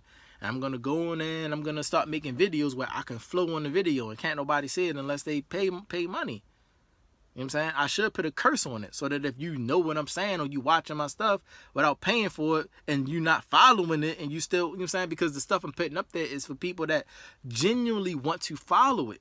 You know what I'm saying? Or else you're going to have to pay to look at this video because this is life and death. I can't sit up here and teach you stuff that's going to get you killed if you don't follow it and stuff like that. So I'm not saying everything. I didn't say certain things yet because stuff that I say can get you killed if you don't follow it. And that's what was happening to a lot of the Mormons. Knowing stuff that I'm teaching. The guy in the beginning of the Runt movie. You want to grab and cheat off of Cameron's test papers. You want to cheat off his test papers. So now when it's time to apply what you done put on the test papers in real life, you won't get killed because you ain't really know it. You cheated. So that's what's going on. I really knew it. I really followed it. But you didn't. You just wanted to know it. See, there's the difference. Like, stop trying to know things that's going to get you killed, thinking that I can just have this information and nothing going to happen to me. And I'm going to hide it and I'm going to still be oppressive and be on top of people. People start getting in car accidents everywhere in Utah. As soon as I came to Utah, caught like 2 or 3 car accidents one day. And then like later on, more car accidents. People just like, what the heck? People were just dying. The atmosphere just became real, war type atmosphere. So on every level, from physical death to car accidents and stuff like that, getting shot, to metaphysical deaths, people dying in their sleep. It was just all out. Superman killed Mr. Stan Lee. So you know that the children of Superman killed Cameron, which is where you see on, I think it's CWC. It's the Superman where it's a whole bunch of Supermen and they be fighting each other and stuff like that for position or whatever. Nobody really watched that or paid attention to that, but it's on CWC, and I never really focused to watch it because I understood already what was going on, but maybe I should just post it. But CWC, all of those teenage, high school, whatever, graduates out of high school, Supermen, they all got Superman uniforms on and stuff like that, and they going down, but they fighting each other over power and all of this stuff like that. Those are the ones who killed Cameron. But Mr. Stan Lee, Superman himself kills Mr. Stan Lee. So you can see Superman kill Spider-Man. You know what I'm saying? So it's just crazy. And this is mainly has to do with the macroeconomy of the world, the microeconomy, the macroeconomy, and the system that we live in today, the American system that we live in today. All of this is on the line. You know, all of this Marvel superhero stuff, this Star Wars, and nobody even reached the Star Wars yet because we're still trying to collect people to get them in the pious way to even get to the Star Wars part. That's probably going to come back out the next year and start going to 2028. It ain't even really happened yet. Where I'm at, 2028, y'all might come back to where I'm at, the highest point. Where you have to use your words and be straightforward and don't lie, don't cheat, don't steal, don't commit adultery. Then we can start rocking. Where I'm at right now, I'm just like, you know. But yeah, at the highest point where I'm at, we up there battling Satans, the all 10 Satans, where Optimus Prime and them at. We fighting them, the highest level. Y'all just like still struggling to get it, like still trying to wrap your mind around how I can tell this guy that all religions, you know, how you know, like y'all still wrapped around that, like, you know, debating over which religion is what religion, and religion, like y'all still saying religion. We ain't even on religion no more. We on other stuff. Like, yo, I'm up here telling y'all, like, yo, like, we not humans. So why the world you even talking about religion? We down here not even be talking about religion or English or languages and whatever the heck. Like, we on a whole nother plane. We ain't come down here for this. We know what's going on, but why you still stuck? You know what I'm saying? Because you still want to do something. You got trapped up by something down here that you probably liked before. Like, you know what I'm saying? What was it? Was you part of the product of the fall of mankind? Because you so stuck in the ways of mankind. It's so pleasant to you or whatever. Like, you stuck. You can't come out of it. You still got excuses and pushing people away and explaining stuff away and not understanding the bigger picture. Starts with small details. 1 + 1 is 2. We know that already. Yeah, but we ain't get to the algebra and all this calculus and crap. Yeah, that's where we at, calculus level and super extreme math problems of the pi to the square equals to the cm to the whatever, the whatevers. We on that. Whole dry erase boards full of like math equations and crap.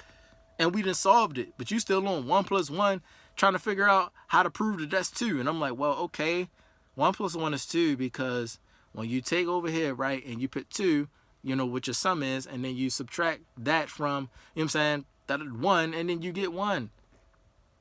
So 1 + 1 is 2, and 2 - 1 is 1. That's how you can prove that. But you still like, well, I know another way to prove it because, like, oh, you still stuck. Still stuck in whatever you stuck in. You know what I'm saying? Earth mindset stuff. And you can't come up to where we at yet. To the Star Wars level. You can't come up to the Star Wars level. Still stuck on earth-minded stuff. Our lives are moved 100% on heavenly stuff.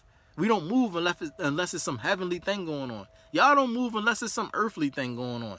That's why you still got this mumble rap going on. People still listening to this trash rap industry music. Still trap-minded about drugs and money and no, we not on that no more, yo. We not on. A pandemic happened. Y'all still worrying about who's selling drugs and whether weed is illegal or legal or you selling drugs or not. Y'all stuck on the wrong stuff. A pandemic happened. People dying out here. Y'all stuck on that still? Like, y'all crazy, yo. Like, y'all crazy. Y'all not understand, like, what the world is y'all folk? Where's y'all minds at? And so, no, you can't even get on the Star Wars level, let alone the Marvel Universe level, to even be in Disney Plus level. Like, what the heck is y'all doing? So, explaining things on a life and death level, I really can't do. So, I'm going to put money on the line. So, you got to pay to hear this information, which is a balance of exchange where the things I say, if you die from hearing the stuff that I say and don't do it, you just know. You knowing stuff. You know that this is the right or whatever the case, but you don't do it. You just know. So you can tell somebody and you just spying, you're going to die. Not applying it to your life. So that's why I didn't really go deep yet. So, Patreon. All right, so with that said, that's what's going on. Cameron, he just couldn't apply it. He was stuck between so many different decisions, and I wasn't able to literally tell him that I know that China has a father and all of that stuff, but things happen or whatever. Like, things are given into the hand. Sorry to say it like that, Mr. McLean, but things are given into the hand of those who are accepted of the Most High, who understand what's going on more than other people. And it's sad that it's like that, but it be like that. Like, you could be following the whole lie, not know what the truth is, but someone that know what the truth is, that it get accepted by the Most High or get accepted by the Savior, and the Savior choose that man to protect these people, and they're safe still because of this person. It kind of overrides, but it don't. It's just kind of like a postponement until we can get the information to you at a later time. We got to do this, and so you be mad and stuff until you understand what's going on later on when you're ready to understand type of stuff. So that's pretty much what it is. And so I wasn't able to alter the vow. I'm allowed to alter the vow because it's given, the power to do that is given into my hand, not China's hand. So I was able to alter the vow because China is the female me. I was able to either keep her as in the sense of a betrothed wife, or which is also qualified as an official wife, or keep her in the sense of a little sister and just guide her and Cameron. I could have altered the vow and still it would have been accepted. You know what I'm saying? But people don't talk to you. They don't understand what's going on, not understanding the importance of different things. So with that said, that's why it happened that way. Also, another reason why it happened that way, you know, going around people and stuff like that, being jealous over things and for wrong reason, or being jealous, not understanding why you really jealous, or making assumptions on things and being angry off of assumptions of things. You know what I'm saying? And then later on, you know, when you understand what really happened, you don't believe the thing that really happened because you was that man and you did a thing that was line crossing type stuff. All of that stuff plays a part. You know what I'm saying? It's just that you need to talk to people, because when you do stuff out of turn and people explain that, it just get out of hand. You need to know, yo, because you can take somebody's character out of turn. You can do that. Like, misunderstand somebody's character or misunderstand something about somebody when you done did something. Instead of apologize, you want to hold the thing, and it's going to get worse for you and worse for you and worse for you till you fall off. You know what I'm saying? Because you jumped the gun. So that type of stuff. So what I wanted to do when I saw that was alter the vow and have it to where I just be China's big brother, because that's how it would have been if we would have been born together. We'd have been twins, how it was supposed to be, you know.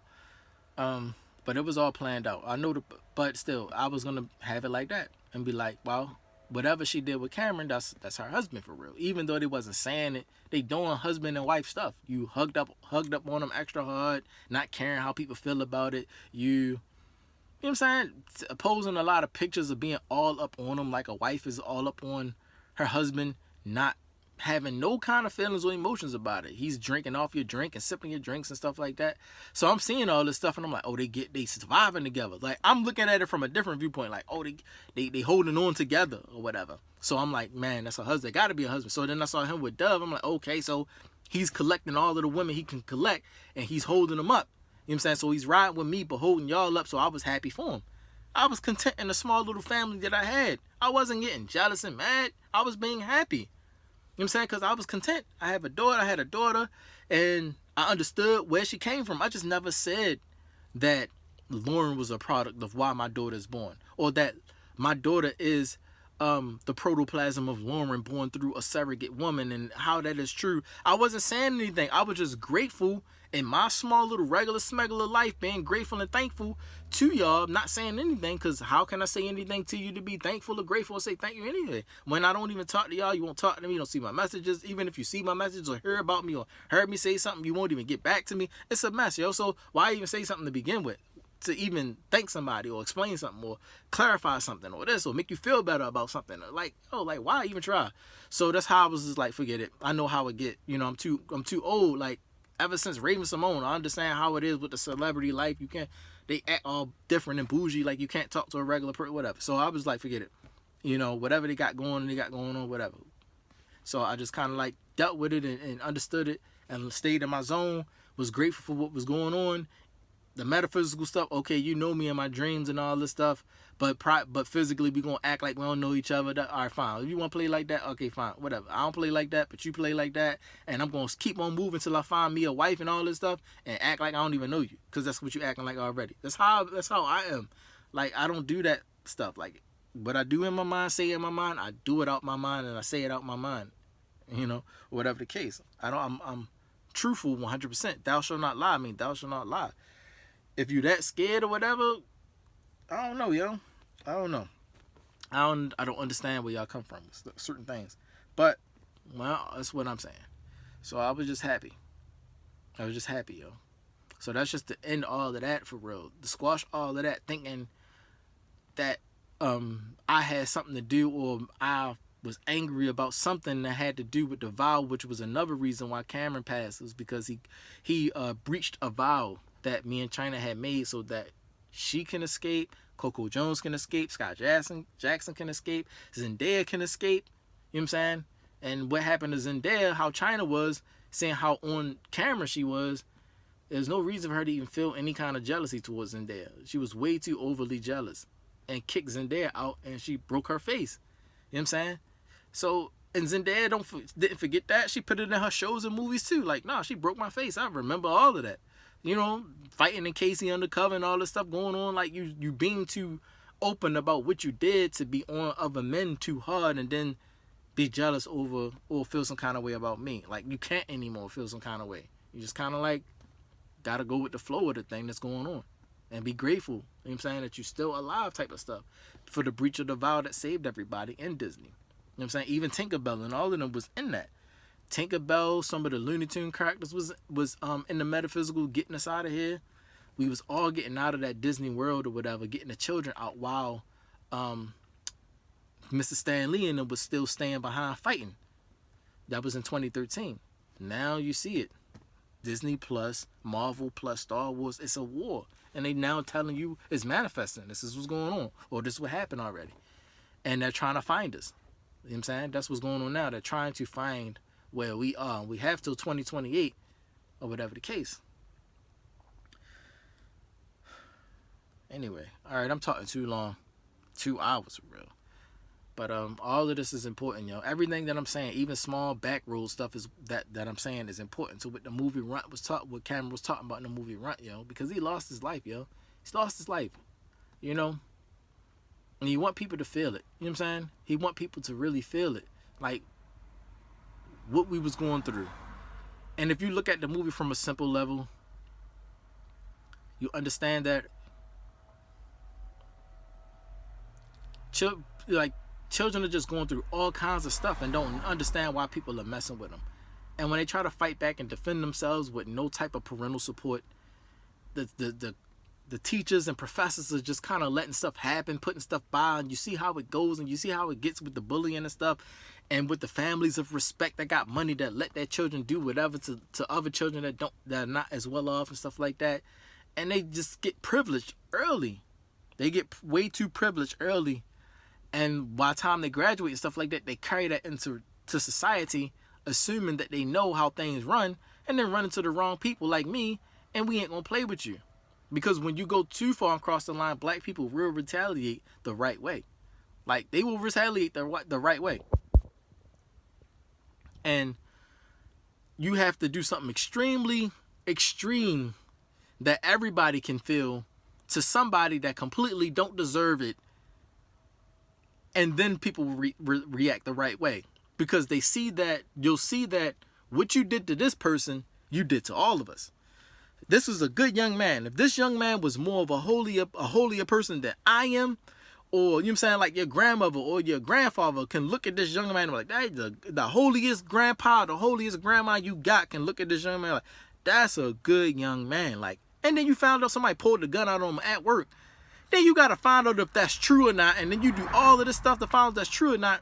And then when you find out, like, then you apply that thing to yourself. Like, no, it can't happen, because what you just did was pulled the gun out on every black person and told them to go to work, but at the same time, you don't want them to go to work because, you're going to kill them.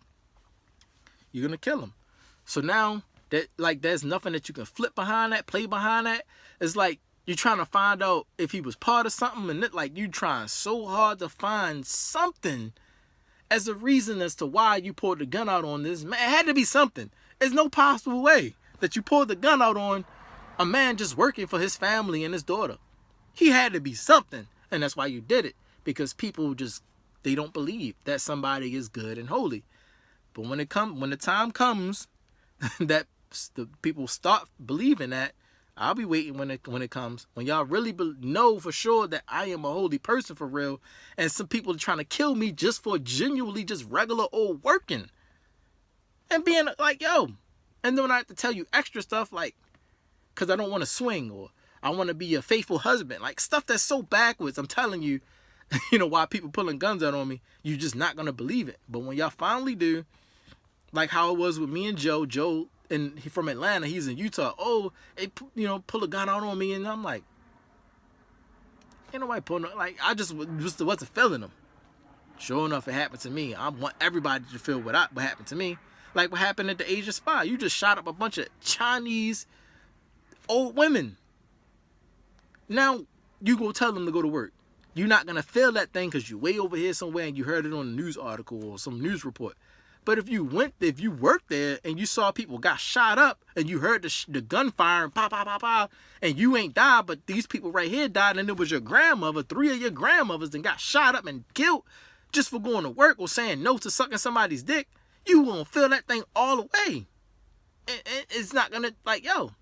And you gotta wait for people to catch up in their feelings and emotions because they're going through all of their basic regular life where they feel like they're not connected to nothing. And they don't see how that applies. People been trying to kill me since I was young, yo. Since I was young. I died in my stomach, my mother's stomach. Came back to life. They cesarean sectioned me. Because they found a faint heartbeat at the end just before they was about to trash me. Then 13 years old, I get ran over by a car. Ran over. All full wheels. Lady stops the car by some neon. Stops the car. I'm a frail, scrawny 13-year-old. So I'm easy to break and stuff. So I get ran over. The girl Shirey barely get her head missed. And the reason why this even happened is a long story in itself. But boom, boom, boom. All you gotta do is ask my family that was there. They saw it, so they feel it. But if I tell other people in my family that this happened, they're gonna look at me like, well, you are, you just go to work. They're not gonna feel it. So you gotta be there, you experience the thing. Until y'all start catching up and feeling things, it's not gonna, the resolution and all this stuff not gonna really work. So they trying to work early and work fast ahead of time to stop you from getting to that point, which is Marvel's What If and Doctor Strange and Vision. They doing all this stuff to stop people from, hold on, what's going on? They trying to stop it because they know they went so far that they can't come back, and you can't say anything. There's nothing you can say about that. Like, all black people got is work. That's all black people say is, if you don't work, you don't eat. And that's the only thing that they say to get you, who they think is lazy, to get up and do something. Or you need to get yourself together. Or you need to get a job so you can get a place. And you need to, they say stupid stuff like, or they say things that are typical to the typical black man that's a lazy bum, no good father type stuff. They say the typical stuff. But when you come across a person that don't apply to, that's how it is. You got to talk to people, yo. But when y'all catch up, I'll be right here. Because one of y'all going to say something. Y'all not going to feel something. Y'all going to say something. And I'm going to do it too. And when I do it, somebody else going to get killed or shot. And you're going to see. Like, oh, snap. I shouldn't have told them to do that. It's going to be a mess, yo. So, I'll wait for y'all to catch up, yo. So y'all can feel that thing. And so we can start moving. And y'all can start understanding that all this stuff is connecting. People are trying to kill us, and we're not just living in peace. You know what I'm saying? As you think. It's not just the military people. Regular old people that just work at the store or the market somewhere. You know what I'm saying? I was doing DoorDash. That's what Cameron Boyce was trying to say too. He was a bagger or whatever. He was like bagging up stuff. He worked at DoorDash. You know what I'm saying? Something simple and easy to do. You're not even allowed to do. Like, people will stop you from even working at DoorDash. You know what I'm saying? You can't even do a 1099. You saying you can't do a 1099, you can't do a W-2. So if that's the case, you can't even own your own business, because I had a business, or my wife still got the business. You know what I'm saying? Called Venus Best, but she don't have the website no more, but the business.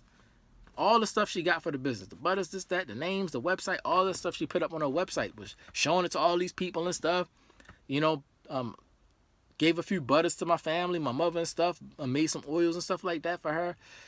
All of this stuff so that my mother can sample it and pass it around so we can have clientele and stuff like all of this stuff we was doing for the business to try to build it up for our daughter to have something when she grew up to fall back on, to kind of like keep money in her pocket so that she can focus on studies and stuff like that. And I had a whole plan for my daughter. Even already had a chosen husband for my daughter before she came out the stomach. Soon as the baby bump came, I was like, oh, I already know who the husband gonna be. Already trying to contact that brother. So I already was knowing what I needed to do, yo. But people get in the way, yo.